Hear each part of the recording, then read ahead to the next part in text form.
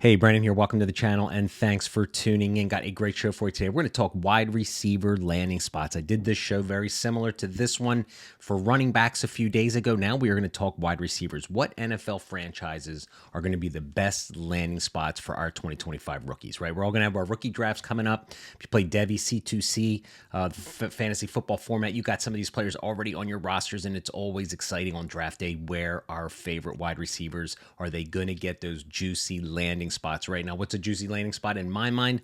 Well, juicy landing spot is opportunity, is everything in fantasy football, and arguably a good quarterback who is able to consistently get them the ball with a team with a good offense, good coaching, overall a good system. All right, so we're going to do I'm going to rank all 32 teams. We're going to do 4 tiers. Before we get started, let's talk about, you'll see on the screen here, we got some notable free agents this year, and the only 2 free agents I think are going to give up a good spot for one of our incoming rookies is T. Higgins and Chris Godwin, right? T. Higgins right now, a lot of chatter right now about him maybe getting offers from Carolina Panthers, and other teams are going to be looking for his services. So Cincinnati Bengals may let him walk, and if that is the case, that is going to be a prime spot. And Chris Godwin as well. He's battled injuries, and he is an unrestricted free agent. Tampa Bay just might end up moving on with McMillan kind of emerging down there, and they have Evans for one more year.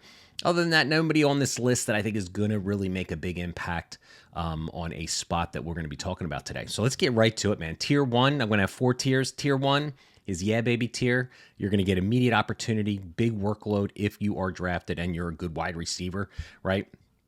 Tier 2 is the let's go tier, all right? That is a good chance for solid production. Maybe a little bit things that are not, the greatest landing spot. Okay, you're going to see when we get to that tier, we're going to talk quarterbacks and the lack thereof in those situations. Tier 3 is maybe there's a chance, right? Maybe there's a chance. Crowded backfield, but if you come in and emerge and you are a solid wide receiver, there is a chance that you'll get on the field. And then Tier 4 is simply fuck, meaning you're not going to see the field. Yeah, if our favorite wide receiver gets drafted on those teams, well, I think you're going to have a hard time really making any early production in your career because the wide receiver rooms are already stacked. All right, so let's get right to it, man. Tier 1, yeah, baby, let's go. First team I'm going to go, and these teams are in no particular order. I'm just giving you the tiers, how I see them.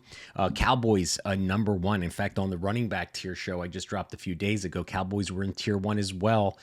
They need a running back, and they also need a wide receiver as well. I mean, Lamb is a stud. We know that. Tolbert's been a nice fill-in for them. Ferguson, tight end, catches some passes, man, but there are opportunities galore in Dallas if one of these top receivers in the 2025 draft go there.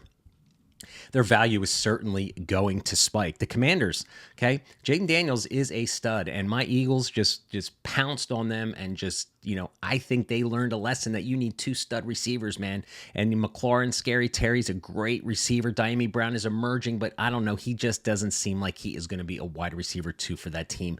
I think for Daniels to really shine and become a stud, he already is a stud, but even to be a better stud, they're going to be looking for a wide receiver 2. So I've got the Commanders as a tier 1 option. The Patriots, if they want Drake May to be the QB1 that they are hoping that he can become, then they need to get him a playmaker. All right, you got Demario Douglas there, Boutte as well.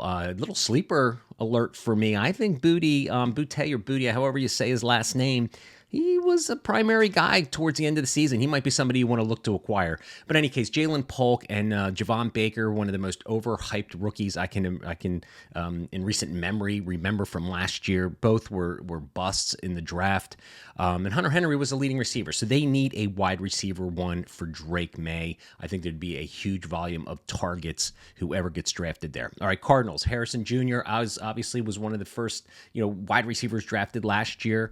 But Michael Wilson and Greg Dortch, give me a break. McBride was the tight end, of course, and he was the leading receiver last year. So they need someone opposite Harrison Jr. for Murray to continue to, take that team to the next level. All right, the Chargers. McConkey, one of my favorite receivers in the draft last year. If you are a subscriber to this channel, you know that. Johnston is a bust.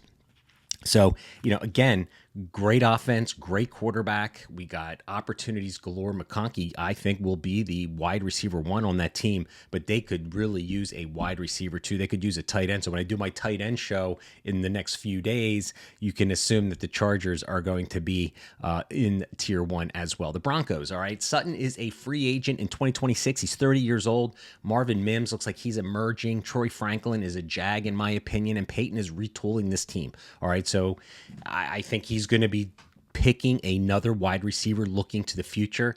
Bo Nix is playing well, and I think he's going to continue to have the job for the foreseeable future and continue to grow and get better. So I really like the Broncos as a landing spot, all right, opposite of Sutton, okay? Texans, Nico Collins is under contract, just got his payday. Good for that young man.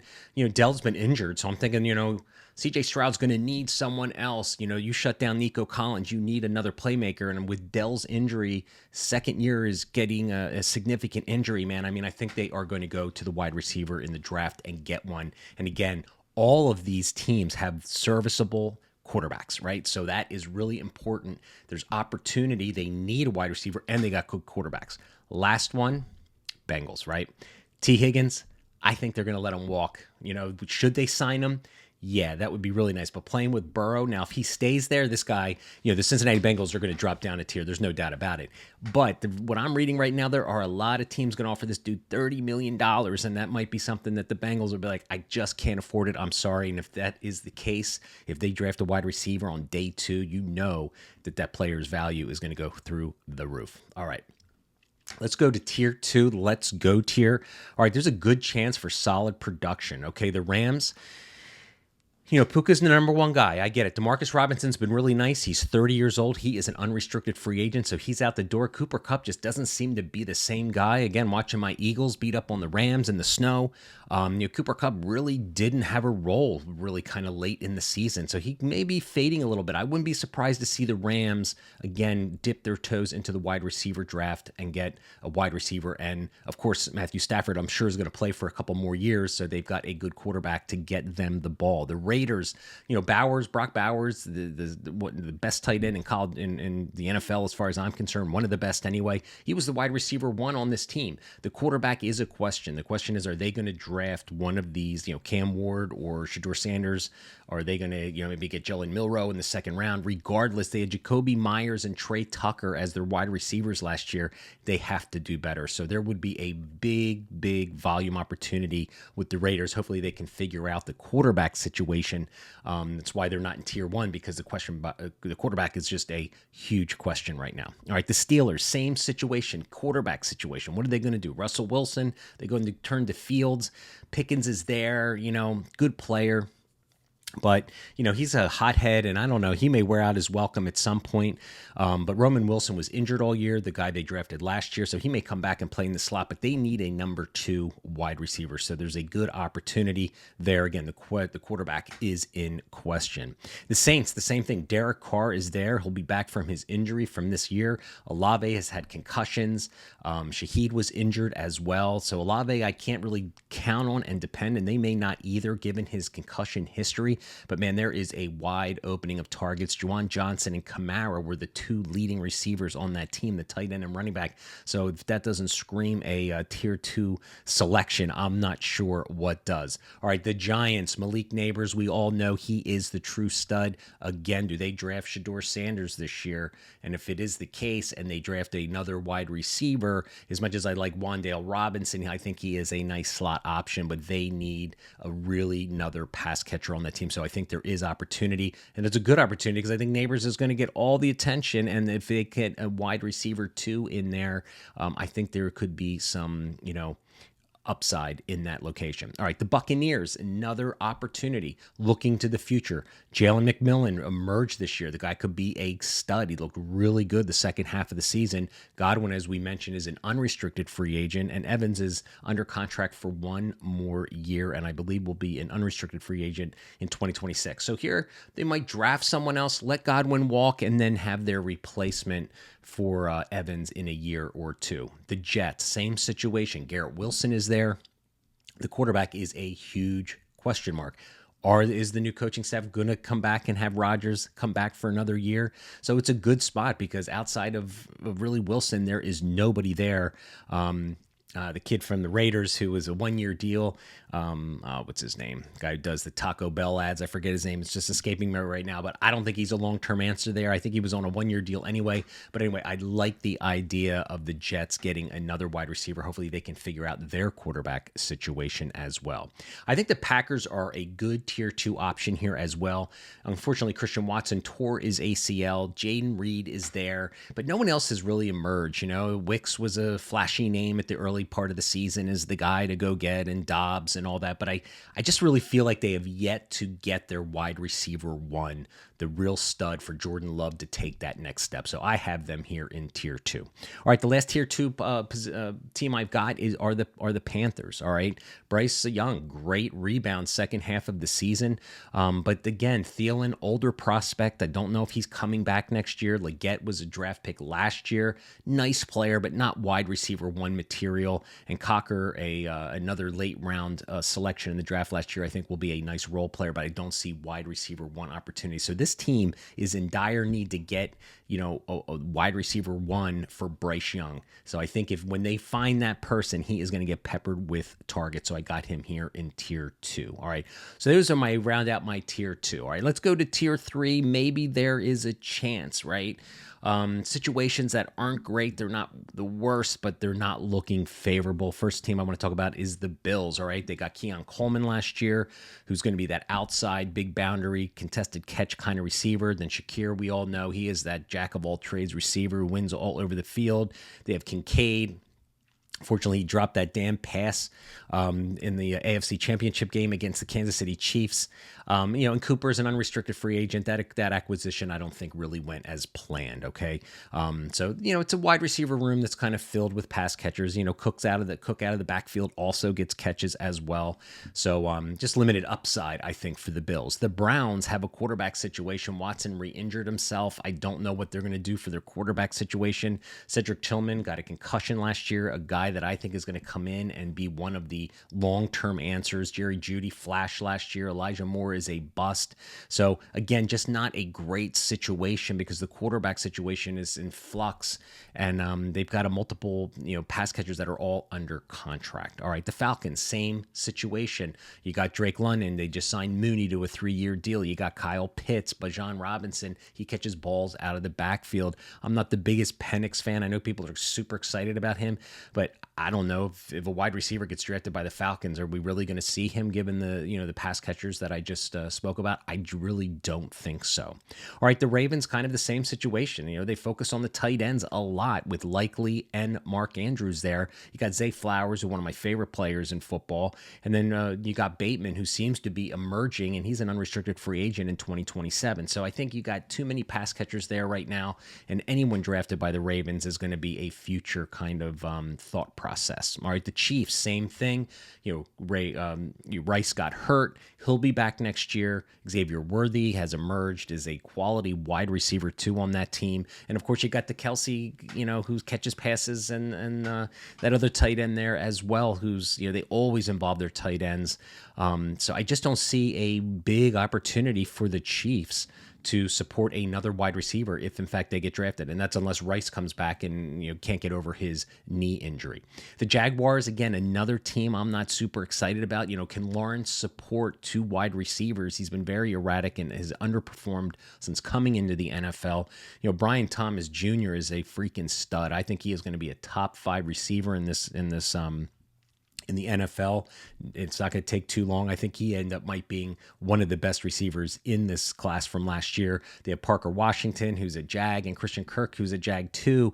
But again, they have a new coaching staff, and there's just a lot of stuff going on. But I think Thomas is going to just hog targets in that wide receiver room. Last team I have here is tier 3. I can't get excited about the Titans. I'm sorry. Are they going to draft Cameron Ward with the first pick in the draft? I'm not sure. They might. And if they do, and he really emerges, outside of Calvin Ridley, I guess there is an opportunity. But I just can't seem to get excited about Titans wide receivers. And, we just haven't had a quality one in so long. Even when Hopkins was there for 2 or 3 years, he just didn't do anything. I mean, I know the quarterback play has been erratic, but until they figure out that quarterback situation, I'm not excited about the Titans. I just can't get too excited. All right, tier four, the oh man, my favorite wide receiver drafted on day 3 goes to one of these teams. You're most likely not going to see him. Okay, I'm not going to really go through them, in detail here. The Dolphins, they've got Hill and Waddle and Malik Washington. Okay, a chain. He catches balls out of the backfield like crazy as well. The Lions have St. Brown, Jameson Williams, Laporta. Going to be tough for any wide receiver to come in there and get any kind of production. The Vikings have Jefferson, Addison, Hawkinson. So again, not much of an opportunity for someone to come in and emerge. The Bears, DJ Moore's there for a while. They just drafted Rome Odunze. And I'm not sure Caleb Williams can support a third wide receiver until he really improves and gets more time in the NFL to develop.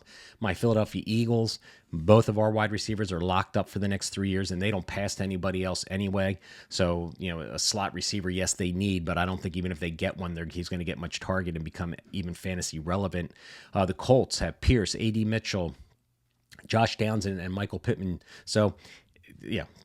Is a guy going to come in there and get some play? I don't think so. The 49ers have Debo. Ricky Pearsall looks like he's emerging at the latter part of last year, and Brandon Ayuk should be back from his knee injury, and I'm assuming he's going to be back to his studly ways. They just signed him to a huge deal. So again, and Kittle, he catches balls, out of the tight end position, so I don't see him, that team really getting much, another receiver production. All right, and the last team is the Seattle Seahawks. All right, JSN, I think, is a future stud. He's already a stud. DK Metcalf is under contract, and Lockett got a deal too, and he's locked up for, I believe, for another 2 or 3 years. So, if they draft a wide receiver, I think it's going to be a developmental guy or a guy that, they can put on the bench for, down the road. So there you guys got it, man. Those are my wide receivers. So if you've got your favorite wide receiver, if you haven't drafted them yet, or you do on your C2C or Devi roster, you are hoping for tier 1 or tier 2 locations. Let me know if you guys believe that I have another team that should be up in a tier or below in a tier. Hope you enjoyed the show. Hit that subscribe button. Help me get to 20,000 subscribers. Trying to get there before the NFL draft. It doesn't cost you a thing to hit that subscribe button. Hope you enjoyed it. Got all sorts of great rookie content on this channel, film breakdowns and rookie reports, helping you get ready for your 2025 rookie drafts. Thanks for watching.